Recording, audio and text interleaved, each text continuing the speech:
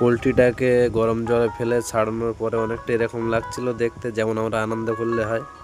তারপরে মা বেশি কথা না বলে বটিটাকে শান দিয়ে দিল। তারপরে চলে আসলাম আমি তাকে নিয়ে একটু সিজার করতে, কারণ সিজার না করলে কোনো কিছুই সম্ভব নয়।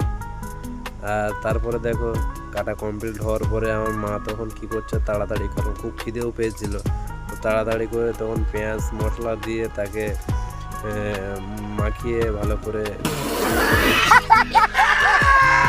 এক বোতল তেল, মানে সরি এক বোতল তেল না, মানে দিয়ে দিল যতটা পরিমাণে লাগে আর কি, দিতে থাকছে। এত দিচ্ছে কেন, দিতে থাকছে। দেওয়ার পরে তাকে এবার মশলানো, মানে খুব পরিমাণে একটু ভালো করে মাখানোর পরে অনেকটা দেখতে লাগছিল এইরকম, ঠিক আছে। তারপরে আমাদের চলে যাব কড়াই। এবার কমপ্লিট হয়ে গেলে কড়াইতে তেল ঢালা হয়ে গেছে দেখতে পাচ্ছ, আর এখানে আলু কষা রেডি হয়ে গেছে। আর তারপরে দিয়ে দিল অল্প কিছু তেজপাতা, দিয়ে তারপরে একটু হালকা গরমে একটু ফুটতে লাগলো। তারপরে এবার আমাদের মাংসটা দিয়ে দিল কড়াইয়ে, কারণ এবার আমাদের কষাই করতে হবে। তারপরে তো 1000 years later.